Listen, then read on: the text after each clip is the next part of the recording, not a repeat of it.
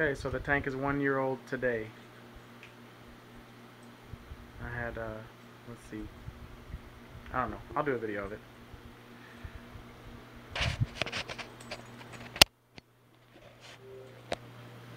Things are looking pretty good here.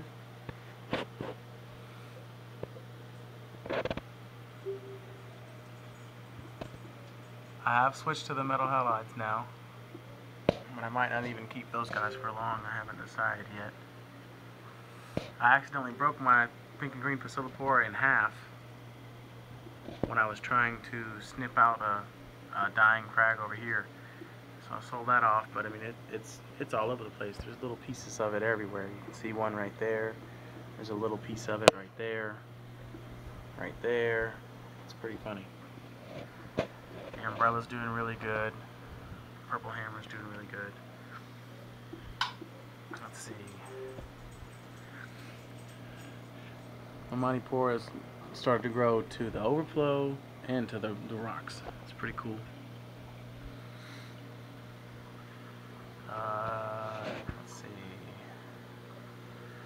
Looking good there. The torch is getting really big.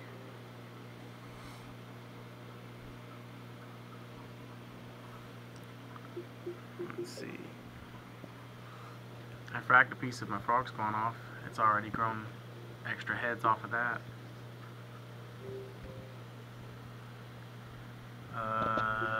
We got a electric scallop under there. I don't know if you can see it, but it's doing pretty good. I got some cool frags that I'm waiting to put into the 200 that's coming here. And this blue digitata, pearlberry, purple digitata, red digitata. It looks kind of orange probably in the video. This purple meridia is pretty cool.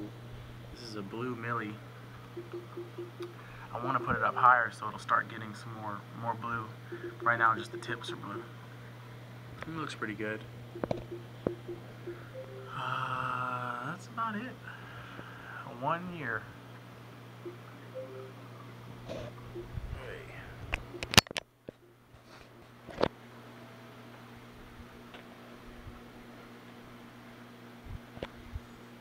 Let's see, let me switch over here.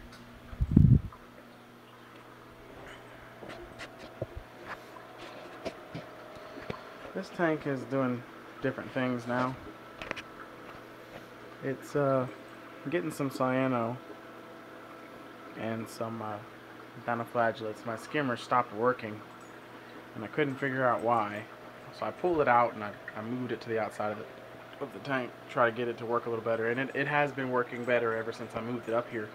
But I hadn't got a cup of skimmate in probably 3 months out of the tank and I couldn't figure out why. Moved it up here, it made a cup of skimmate in 1 day. So I'm not quite sure what the problem was. So I'm thinking it's just it needs to catch up. And then once I make the tank move, my good skimmer that's on the 90 right now will move to this tank. My anemone has split since last time. So I have 2 rose anemones now. And my clown, as you can see, is hosting them pretty good compared to last time too. Puffer's still doing good. Got a torch and a frog spawn over here that are doing well. I have a blue face angel back there. He's right in between the juvenile and the adult stages, so he's got his blue face, but he's still got his stripes from his previous colors. But he's been doing good so far. It's pretty cool. Flame angel's fine. My Tonami Tang is good. He's kind of a bossy guy. The Moorish Idol did great for almost 2 months. And I had a big sail fin in here, and the sail fin I think was bullying the Moorish Idol, and so I had to move a bunch of rock around to catch the sail fin, and in the process I'm pretty sure I stressed the heck out of the Moorish Idol. About a week after I got the sail fin out of there, I woke up to find the Moorish Idol stuck to that power head in the front, which tells me that the night before, when I fed him, when I plugged back in the pumps, the polarity was reversed, and so it was pulling water instead of pushing water. And so, I mean, it could be a combination of the fish being too weak because it hadn't been eating as much to not swim away from the power head, or it could have been my fault because of not paying attention to the polarity of the power head to make sure that it wasn't going to suck anything in. So I did lose him, sadly, but I'm pretty sure I could do it again. And I plan to not have power heads in this tank once I move it over and get a bigger return pump. But that's about it that's going on. Right now I've got some things in the works to get ready to put that 200 over there. I have a new mixing station that I got that my water gets made in the big can here. I mix up my salt and my water, and I just turn a couple levers and then it sends it through my water hose, and I can do my water changes really easy. My RO water gets made in this can, and I just move it over whenever I need to do my water changes and stuff. I bought some Marco Rock. Marco Rock is a dry rock, and so what I decided to do was I got this 55-gallon tank for free from an old guy that was shutting down his, and just said, hey, if you can get it, come get it. So I got it and cleaned it out, and right now it's just in there with some cheapola sand, cheapola salt, and some little live rock rubble that I had in my tank, and I'm letting this dry rock kind of cure. The dry rock has no bacteria and stuff on it, so I figure I could let it kind of cure and start becoming live a little early. Got a couple of pumps in there, some air stones, that sort of thing. This skimmer is the new skimmer that's going on my 200, so I figured just throw it in there for flow and for, you know, cleaning off this rock.